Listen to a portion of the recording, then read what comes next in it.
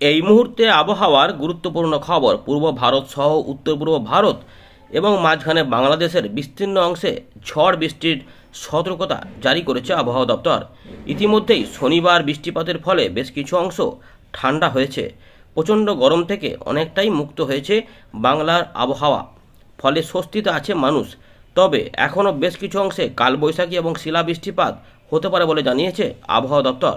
সোমবার মঙ্গলবার বৃষ্টিপাত অনেকাংশে ছড়িয়ে যাবে, ফলে বেশ কিছুটা এলাকাতে এই ঝড় বৃষ্টির পরিবেশ থাকবে।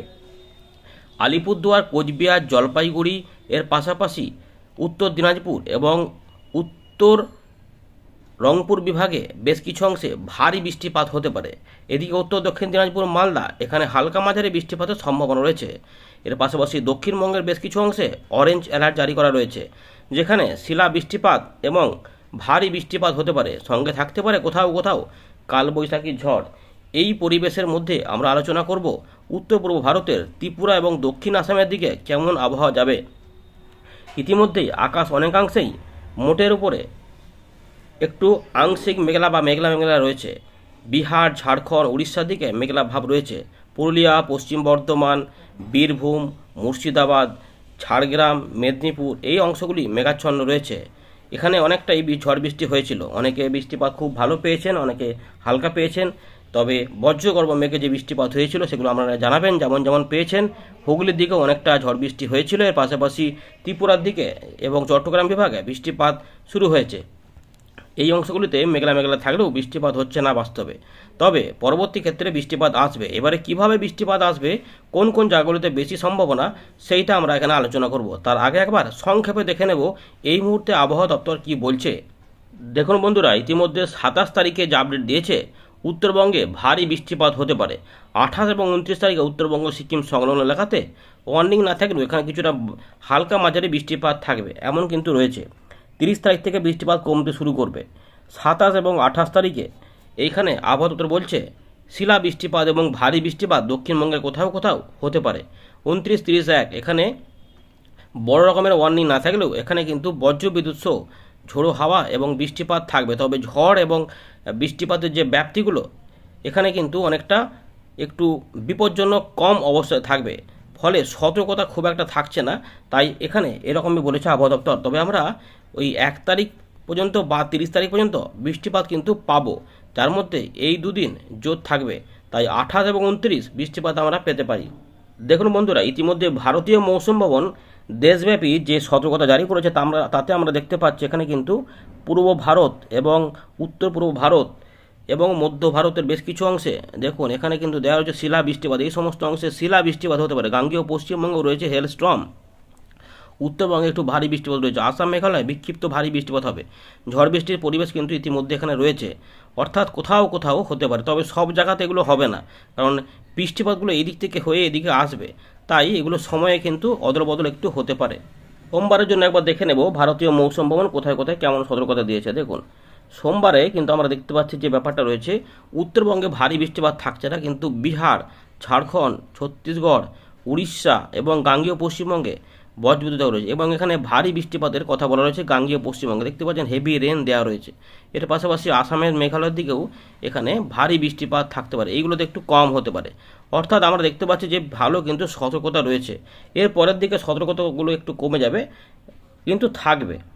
তো বন্ধুরা, আমরা চলে এলাম ওয়েন্ডের লাইভ স্ক্রিনে। তো ইতিমধ্যে আমরা যেটা আমাদের বলবো যে সিস্টেম বলতে এই মুহূর্তে যেটা রয়েছে, আসামের মধ্যভাগে ঘূর্ণাবর্ত রয়েছে এবং বিহার সংলগ্ন এলাকাতে যে ঘূর্ণাবর্ত ছিল সেটার প্রভাব একটু কমেছে, কিন্তু এদিক থেকে প্রচুর পরিমাণে মেঘ কিন্তু ঢুকছে।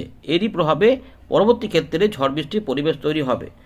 যতক্ষণ হাওয়া থাকবে ততক্ষণ ভালো লাগবে, হাওয়া না থাকলে কিন্তু ভ্যাপসা গরম আবার অনুভূত হতে শুরু করবে। জানাবেন কেমন কেমন আপনার এলাকায় আবহাওয়া পরিস্থিতি অনুভব করছেন। দেখুন, ইতিমধ্যে যে পরিস্থিতি রয়েছে সেটা আমরা দেখাবো।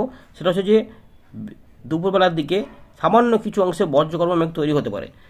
দক্ষিণবঙ্গে বিক্ষিপ্ত বৃষ্টিপাতের পূর্বাভাস রয়েছে। সম্ভাবনা থাকছে এই দিকগুলোতে নাও হতে পারে। মেঘ যদি ওদিকে যাচ্ছে, তাই খুব কম সম্ভাবনা রয়েছে এই জায়গাতে কোথাও কোথাও বজ্রগর্ভ মেঘ হতে পারে। তাই এই জায়গাগুলোতে কোথাও কোথাও শিলা বৃষ্টিপাতের কথা আবহাওয়া দপ্তর বলেছে। তবে সেগুলো ক্ষেত্র বিশেষে নির্ভর করবে। যেহেতু শনিবারে অনেকটা ঝড় বৃষ্টি হয়েছে, তাই পরিবেশে কিন্তু একটু বদল রয়েছে। এর পাশাপাশি রাতের দিকে কিন্তু প্রবল বৃষ্টিপাত হতে পারে। সেটা হচ্ছে যে উত্তরবঙ্গে হবে, তারপর ছড়াবে। উত্তরবঙ্গে আলিপুরদুয়ার, কোচবিহার, জলপাইগুড়ি, উত্তর দিনাজপুর এবং বাংলাদেশের উত্তরভাগ, এই যে এলাকা কিষানগঞ্জ দেখতে পাচ্ছেন, করণদিঘি, এখানে পঞ্চগড়, ঠাকুরগাঁও, কোচবিহার, দিনহাটা, শীতলাকুচি, আলিপুরদুয়ার, জলপাইগুড়ি, অধিবাড়ি, এই অঞ্চলটাতে এবং আসাম, মেঘালয়ের পশ্চিমভাগে এইগুলোতে প্রবল ঝড় বৃষ্টি হতে পারে। তার সঙ্গে কোথাও কোথাও কালবৈশাখীও হতে পারে, সঙ্গে ভারী বৃষ্টিপাত হবে। ময়মনসিংহ, সিলেট এবং দক্ষিণ আসাম সহ ত্রিপুরা এই দিকগুলোতে ব্যাপক কিন্তু ঝড় বৃষ্টির পরিবেশ এই দিকে এগিয়ে আসতে পারে।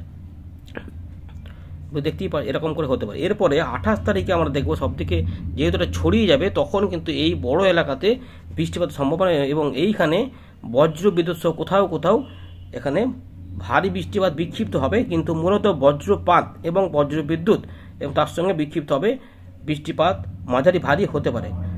অল্প সময়ে বৃষ্টিপাত হয়ে আবহাওয়া ঠান্ডা করে বেরিয়ে যাবে, এরকমই কিন্তু পূর্বাভাস থাকছে। জামশেদপুর থেকে শুরু করে পুরুলিয়া, মুড়ি, এগুলোতে ধানবাদ, মহিচাম, সিউড়ি, দুর্গাপুর, আসানসোল, বাঁকুড়া, পূর্ব বর্ধমান, কাটোয়া, কালনা, এর পাশাপাশি এখানে মেদিনীপুর, এই সাইডগুলোতেও দেখা যাবে যে বজ্রপাত কিন্তু হতে পারে, বজ্রবিদ্যুৎ অ্যাক্টিভিটি হবে, এরকমভাবে নেমে আসবে। তখন নদিয়া, মুর্শিদাবাদ, উত্তর চব্বিশ পরগনা, হুগলি, কলকাতা, হাওড়া বিভিন্ন অংশে এবং রাজশাহী থেকে শুরু করে খুলনা বিভাগের এই দিকগুলোতে এখানে কিন্তু বজ্রবিদ্যুৎ হবে এবং উড়িষ্যার বালেশ্বর থেকে শুরু করে এই অংশগুলিতেও অনেকটা বজ্রবিদ্যুৎ অ্যাক্টিভিটি হতে পারে। তাই সম্ভাবনা থাকছে একটা বিস্তীর্ণ এলাকা জুড়ে বজ্রবিদ্যুৎ হতে পারে এবং এখানে বরিশাল এবং চট্টগ্রাম বিভাগেও এই ব্যাপার লক্ষ্য করা যেতে পারে। সুতরাং এই সোমবার এবং তার সঙ্গে মঙ্গলবার এইখানে কিন্তু বজ্রবিদ্যুৎ অ্যাক্টিভিটি থাকবে এবং বৃষ্টিপাত হতে পারে। বৃষ্টিপাত হতে পারে বীরভূম, মুর্শিদাবাদ, নদিয়া, এর পাশাপাশি পূর্ব পশ্চিম বর্ধমান, ঝাড়গ্রাম, 2 মেদিনীপুর হয়ে কলকাতা, হাওড়া, হুগলি এবং উপকূলবর্তী জেলা দুটিতে কিন্তু প্রভাব দেখাতে পারে। তার সঙ্গে বরিশাল, খুলনা তো রয়েছে এবং ঢাকা বিভাগেও হবে, অর্থাৎ এই এলাকাগুলিতে বৃষ্টিপাত হবে এবং ত্রিপুরাতেও হবে। এরপর 30 তারিখে এই বজ্রবিদ্যুৎ অ্যাক্টিভিটিগুলো অনেকটাই কমে যাবে, কিন্তু বৃষ্টিপাত হালকা এবং 2-1 জায়গাতে মাঝারি করে পাওয়া যাবে। বৃহস্পতিবার পর্যন্ত এই বৃষ্টিপাতের সম্ভাবনা থাকবে, এখনও পর্যন্ত সেই রকমই সম্ভাবনা রয়েছে। এবারে আমরা দেখব যে বৃষ্টিপাত কোথায় হবে।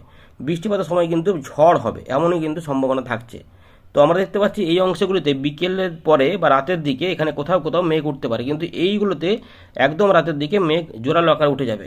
তাই আর এইগুলোতে একটু হালকা করে বিক্ষিপ্তভাবে বৃষ্টিপাতের পূর্বাভাস, যেহেতু মেঘগুলো এভাবে যাচ্ছে, এদিকে কিন্তু মেঘলা মেঘলা হয়ে রয়েছে এরকমভাবে, তাই কোথাও কোথাও হতে পারে। কারণ যেহেতু বিহার, ঝাড়খণ্ড, উড়িষ্যাতে বৃষ্টিপাতের পূর্বাভাসটা রয়েছে, তাই এগুলো কিন্তু বৃষ্টিপাত এদিক ওদিক করে হতে পারে। তো এইভাবেই আমরা যদি দেখি তাহলে দেখুন এভাবে দেখা যাচ্ছে এই দিকগুলোতে কোথাও কোথাও বৃষ্টিপাত হতে, এই অঞ্চলটাতে কোনো কোনো অংশে বৃষ্টিপাত ছড়াতে পারে, একটু হালকার ওপর, খুব বেশি জোরালো নেই। যেহেতু শনিবার বৃষ্টিটা অনেকটা হয়ে গেছিলো, তাই রবিবার অনেকটাই কম সম্ভাবনার মধ্যে রয়েছে দক্ষিণবঙ্গে, তাই দক্ষিণবঙ্গে বিক্ষিপ্তভাবে হতে পারে, কিন্তু উত্তরবঙ্গে সেই ব্যাপারটা নেই। বিহার, ঝাড়খণ্ড, বিহারের উপর দিয়ে উত্তর দিনাজপুর, এখানে জলপাইগুড়ি, আলিপুরদুয়ার, কোচবিহার এবং আসাম, মেঘালয়ের বিভিন্ন অংশ সহ বাংলাদেশের পূর্ব ভাগ এবং আমাদের দক্ষিণ আসাম সহ ত্রিপুরা, এই অঞ্চলটাতে জোরদার ঝড় বৃষ্টি হতে পারে। রাতের দিকে কিন্তু 2-1 জায়গাতে শিলা বৃষ্টিপাত হতে পারে এবং ভারী বৃষ্টিপাতও হতে পারে। আলিপুরদুয়ার, কোচবিহার, রংপুর বিভাগে, ময়মনসিংহ, সিলেট এগুলোতে কিন্তু ভারী বৃষ্টিপাত বিক্ষিপ্তভাবে হতে পারে। কোথাও কোথাও জোরালো বৃষ্টিপাত হবে, কাপসিয়া, কিশোরগঞ্জ এগুলোতেও, ময়মনসিংহের দিকেও থাকবে। প্রত্যেকে শেয়ার করে রাখবেন, কারণ এগুলো গুরুত্বপূর্ণ আপডেট রয়েছে। এবারে সোমবার, মঙ্গলবারে বৃষ্টিপাত যেহেতু ছড়াবে, আমাদের দক্ষিণবঙ্গ সহ ঝাড়খণ্ড এবং উড়িষ্যার এবং আমাদের মালদা, দিনাজপুরের কাছাকাছি বেশ কিছু অংশে মাঝারি ভারী বৃষ্টিপাত হতে পারে। বেশ কিছু অংশে বিকেল থেকে রাতের মধ্যে এই ব্যাপারটা থাকবে। সময়গুলো হবে এই দিকগুলোতে আগে, এইগুলোতে পরে। তো এই এতটা এলাকা জুড়ে বৃষ্টিপাতে কিন্তু ইঙ্গিত রয়েছে। কলকাতা, হাওড়া, হুগলি, 24 পরগনা সহ ঝাড়গ্রাম, 2 মেদিনীপুর তো বললাম, এবার পাশাপাশি পুরুলিয়া, বাঁকুড়া এবং বীরভূম, মুর্শিদাবাদ উপর দিয়ে পূর্ব বর্ধমান এবং নদিয়ার দিকে, উত্তর 24 পরগনার দিকে এই বৃষ্টিগুলো আসতে পারে। দেখতেই পাচ্ছেন অনেকটা এলাকা জুড়ে একদম এতটা রয়েছে।